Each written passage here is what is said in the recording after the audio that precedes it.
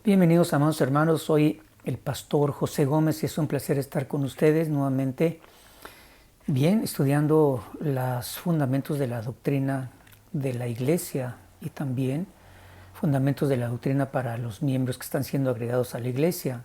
Además, es la enseñanza que para usted y para mí, el Señor y también mediante lo que es la doctrina de los apóstoles nos corresponde aprender para poder también participar de la bendición, del consejo que contiene cada enseñanza, pero al mismo tiempo poder también tener el conocimiento y poder compartirla con aquellos que están iniciando. Cuando tenemos la oportunidad de compartir el Evangelio, también tenemos la oportunidad de dar más claro el mensaje para que las personas conozcan qué es lo que deben de hacer cuando ya el Espíritu Santo les está convenciendo de pecado, dirigiéndoles al reconocimiento de la mala conducta. Entonces es el momento también donde nosotros podemos presentarles a Jesucristo como Señor, como el Hijo de Dios, y mediante el cual pueden recibir el perdón de pecados y la oportunidad de iniciar su caminar, una nueva etapa de enseñanza de doctrina. Bueno, quiero que me acompañe, le damos gracias a Dios, oramos también por los hermanos y familiares que están en necesidad, que están en angustia, pero también vamos a pedirle al Señor que nos enseñe, que nos dé comprensión en esta enseñanza. Padre, te damos gracias que nos permites este buen tiempo de estar unánimes, de estar juntos, de estar en armonía. Esperamos de ti esa bendición, Señor, y pedimos que des esa fortaleza, ese consuelo, que des esa respuesta, Dios mío, que para algunos hermanos o hermanas se encuentra en petición de oración, para aquellos que encuentran también en ti, Señor, la esperanza y de ti la respuesta para esas necesidades en las que humanamente no podemos tampoco confrontar y responder o vencer, pero que declaramos mediante la fe en el nombre de Jesús que tú tienes para nosotros esas bendiciones, para nuestros hermanos y hermanas. Enséñanos también a nosotros, Padre amado, mientras leemos las Escrituras que hoy tomamos en cuenta como parte de la doctrina fundamental para nosotros que somos Iglesia de Cristo. Gracias te damos, a ti sea la honra y la gloria, por la presencia también y la dádiva del Espíritu Santo que nos has concedido para ser guiados a toda la verdad.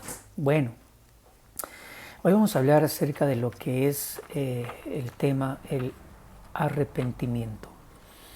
Recuerde que en la clase pasada estuvimos hablando acerca de lo que es el corazón compungido, y esto lo relacionamos con la enseñanza del apóstol Pedro. Recuerde que Pedro no estaba solo, estaba con los otros 11 apóstoles, pero Pedro estaba declarando un mensaje que consiste también en lo que era la explicación del derramamiento del Espíritu Santo, atribuyéndole a Dios como el dador de la promesa y atribuyéndole a Jesucristo como el medio por el cual Dios concede y concedió en el día del Pentecostés el Espíritu Santo. Bueno, Jesús ya les había dicho a sus discípulos que iban a recibir poder y que iban a ser también bautizados con el Espíritu Santo para serle testigos en toda Jerusalén, Judea, Samaria, hasta los confines de la tierra. Esto es muy interesante, muy importante en las palabras de Jesucristo para usted y para mí, el poder apreciar que el don, el regalo, la promesa de Dios, que es el Espíritu Santo, se nos ha sido dado también para ser testigos de nuestro Señor Jesucristo, para predicar el Evangelio, pero el Evangelio que también da testimonio de Jesucristo en su muerte, en su padecimiento, en su resurrección, en su exaltación y con la gloria que ahora Dios le ha concedido, como por ejemplo Hechos capítulo 2, en el versículo 36, donde Pedro dijo: conozca pues con certeza, con firmeza toda la casa de Israel, que a este Jesús a quien ustedes crucificaron, Dios le ha hecho Señor y Cristo. Y esto es parte del mensaje que el apóstol Pedro estaba declarando, y en ese momento fue cuando la respuesta de aquellos hombres y también de todos los que habitaban en Israel Compungidos de corazón, lo explicamos la vez anterior. Compungir literalmente significa como atravesar con un objeto puntiagudo. Y cuando se dice que compungidos de corazón, es que esta palabra como espada de dos filos entró al corazón y produjo un sentimiento de tristeza, un sentimiento de dolor. Así es como ellos dijeron, ¿qué haremos? ¿Qué haremos? ¿Por qué surgió esta pregunta? ¿Qué haremos? Bueno, recordaba hace algunos momentitos una de las escrituras en donde se vuelve a repetir esta expresión, y recuerdo que en el mensaje que quedó escrito durante el ministerio de Juan el profeta, dice que él también comenzó a predicar el arrepentimiento y decía que aquellas personas que respondían a su mensaje y llegaban a que fueran bautizados por Juan, dice que en Lucas 3:8 dice, por tanto den frutos dignos de arrepentimiento, no comiencen a decirse a ustedes mismos, tenemos a Abraham por padre, porque os digo que Dios puede levantar hijos a Abraham de estas piedras. Entonces Juan habló acerca del arrepentimiento, y cuando las personas actuaron como que respondieron arrepentidos, Juan agregó algo muy importante que les dio a ellos una oportunidad de reflexionar. No era un arrepentimiento solamente como el cambio de pensar, porque se daban cuenta de que el reino de los cielos, el gobierno de Dios, comenzó a manifestarse desde los días de la profeta Juan, y las personas no teniendo una comprensión muy clara, entonces acudían como que si eso fuera parte de una costumbre, de un mensaje tan ligero, tan liviano como para tomarlo así o pensarlo así. Por eso Juan los confrontó y les dijo, den frutos dignos de arrepentimiento. Ahora, después dice que había multitudes que le preguntaban, Lucas 3:10, y las multitudes le preguntaban diciendo, ¿qué pues haremos?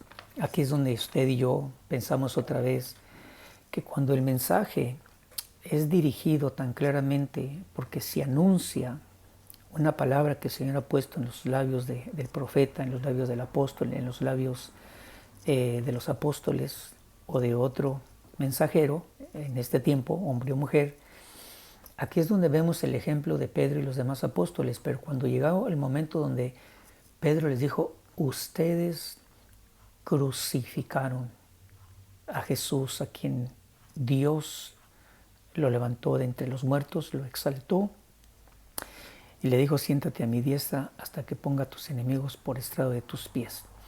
Piensa en esta figura, todos los enemigos bajo la planta de los pies, todos los enemigos sometidos a la autoridad y a la soberanía o al señorío de nuestro Señor y Salvador Jesucristo. Por eso, cuando el mensaje fue dirigido hacia el hecho de que a este Jesús a quienes ustedes crucificaron, Dios lo ha hecho Señor y Cristo, dice precisamente al oír esto, compungidos de corazón dijeron, ¿qué haremos? Esto quiere decir varias cosas muy importantes, que el mensaje sí va a dar en algunas personas la claridad de que la vida de ellos es una vida de culpabilidad, es una vida de transgresión, es una vida de que en esa condición, alejados de Dios, sin Dios y sin Cristo en el mundo, la vida de ellos es una vida de culpabilidad. Máximo cuando ha habido personas que ya han escuchado el mensaje del Evangelio y el testimonio de Jesucristo y no creen. La Biblia dice, y Juan el apóstol en Juan capítulo 3 versículo 16 dice, de tal manera amó Dios al mundo que envió a su Hijo unigénito para que todo aquel que cree en Él no se pierda, sino que tenga vida eterna. Pero el que no cree, dice, ya es condenado. Entonces, una manera más sencilla. Vamos a encontrar nosotros personas a las cuales sí les vamos a poder decir que debido a su mala conducta, debido a la incredulidad, debido al ateísmo, debido a el rechazo que han presentado ante lo que es la realidad, la verdad de Dios y de Jesucristo y aún de la presencia del Espíritu Santo, bien vamos a poder decirle nosotros, ustedes son personas que en su maldad están en contra de Dios, en contra de lo que es el plan de Dios para sus vidas. Y es precisamente en el momento donde se declara la acción o las acciones incorrectas, la naturaleza de maldad en la vida de las personas, que entonces las personas van a ser compungidos de corazón. Posiblemente usted recuerde esa experiencia cuando comenzaron a darle a usted el mensaje del Evangelio, cuando le hablaban acerca de Dios y de Jesucristo y del perdón, de la salvación. Y quizás usted y yo respondimos muchas veces de manera indiferente, de manera también deshonrosa, o sea, deshonrando lo que es el mensaje, lo que es el llamado de Dios, etc.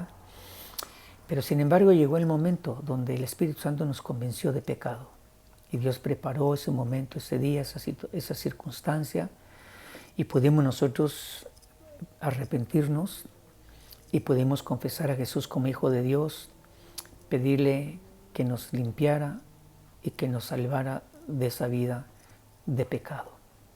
Entonces, cuando ellos escucharon que Pedro les dijo, ustedes lo crucificaron.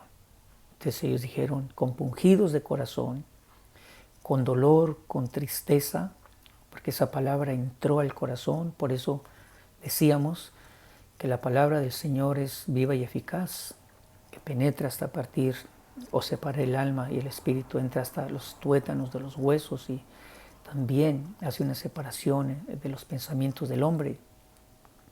Entonces viene la respuesta. Cuando la persona está con la tristeza, cuando está también con el pesar, con la aflicción, reconociendo sus pecados, su maldad, es cuando se les dice, arrepiéntase. Ahora, hay algunas cosas relacionadas muy pegadas, muy unidas también al arrepentimiento. Por ejemplo, arrepentíos y convertíos. El apóstol Pedro, cuando le dijo a Simón, el ex mago, que pidió que le dieran ese poder o esa autoridad para que al poner las manos sobre cualquiera también recibieran el Espíritu Santo, dice que el apóstol Pedro le dijo a aquel hombre lo siguiente, le dijo a Simón en el Hechos 8:28, 22, dice, por tanto, arrepiéntete de esta tu maldad. ¿Y cuál era la maldad? Porque él les ofreció dinero para que le dieran a él esa autoridad de poner las manos sobre aquellos y que al ponerles ellos recibían el Espíritu Santo, pero él dijo, denme también a mí esa autoridad, de manera que todo aquel sobre quien ponga mis manos recibe el Espíritu Santo. Y Pedro le dijo, que tu plata perezca contigo, porque pensaste que podías obtener el don de Dios con dinero. No tienes parte ni lugar en este asunto, tu corazón no es recto delante de Dios, así que arrepiéntete de esta tu maldad. Entonces, repito, que cuando se declara el arrepentimiento, entonces va a haber una palabra unida para que la persona tenga una mejor idea de qué es arrepentimiento. Si usted y yo declaramos a una persona quiere ser salvo, quiere ser libre, quiere salir de esa condición, entonces bien vamos a poder decirle, arrepiéntete de ese pecado, arrepiéntete de esa maldad, arrepiéntete del adulterio, arrepiéntete de esa forma equivocada de pensar, arrepiéntete de el pensar de ateísmo, arrepiéntete de esa condición de drogadicción, arrepiéntete. Bien, entonces lo que le observamos en la Escritura es que usted contempla que aquí el apóstol Pedro dijo, arrepiéntanse y sean bautizados. En otras ocasiones, arrepiéntanse y conviértanse. Juan el profeta dijo, den frutos dignos de arrepentimiento. ¿Qué quiere decir eso?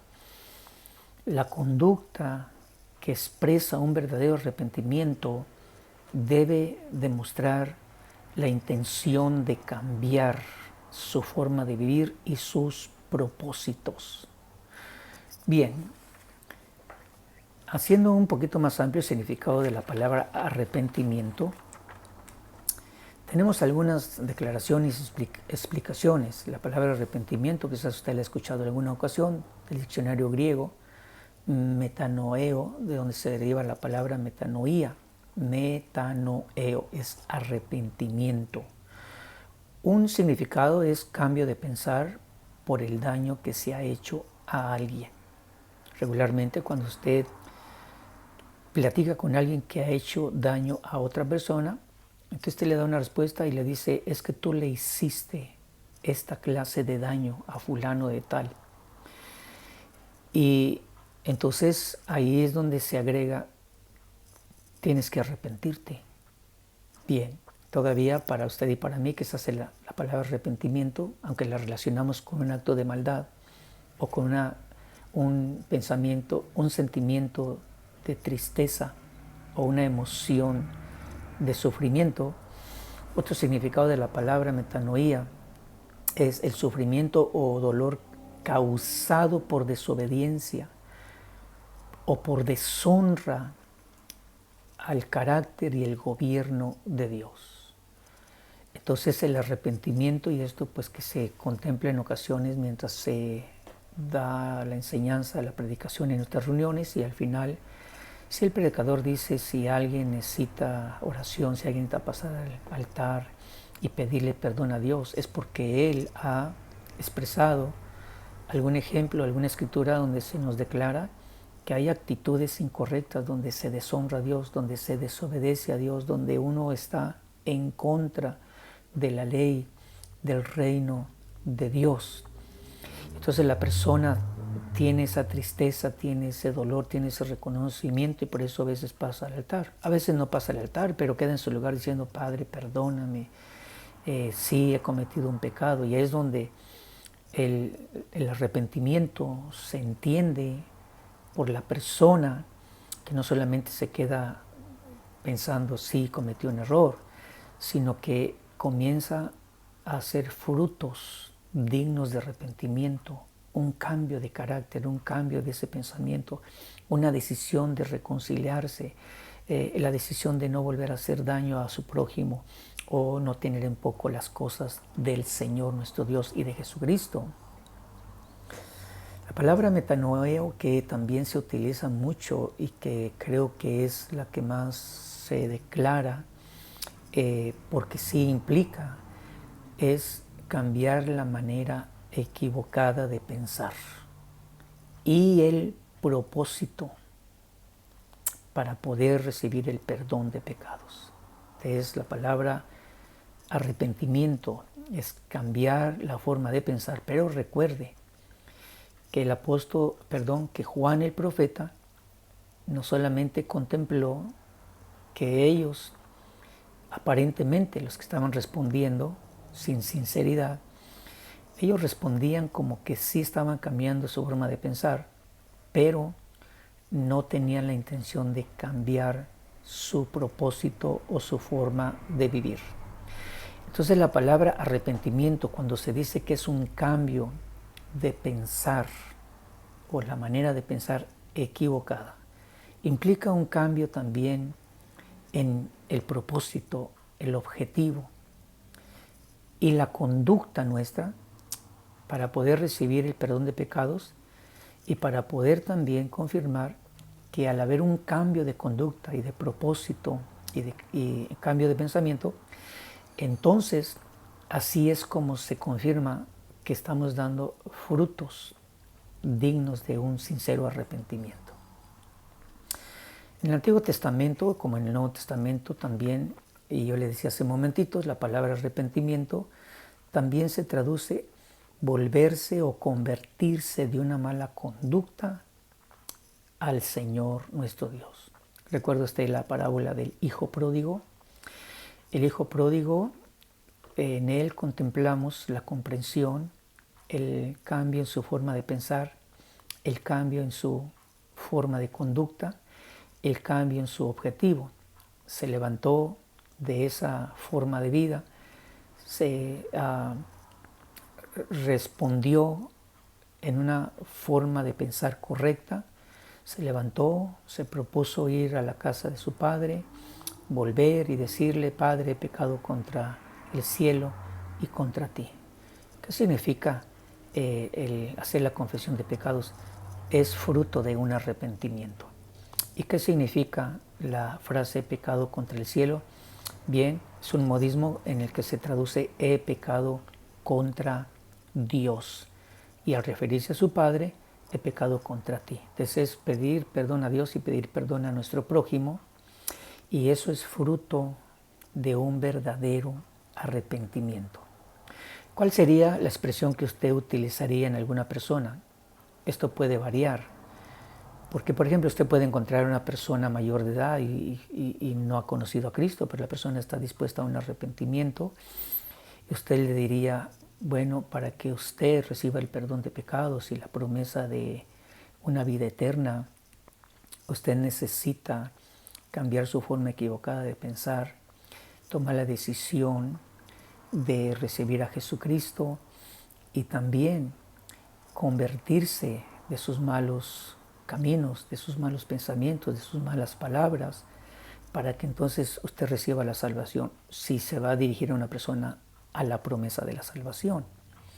Bueno, es interesante poder observar entonces que la persona que tiene un corazón compungido necesita que el predicador, necesita que el maestro, necesita que el consejero, necesita que alguien que ha pasado por esa experiencia le diga, porque la persona puede que reconozca y decir: sí, estoy haciendo cosas malas, no estoy con Dios, no estoy con Cristo, y quizás le pregunte qué hago, quizás no le pregunte, pero va a esperar la respuesta de usted.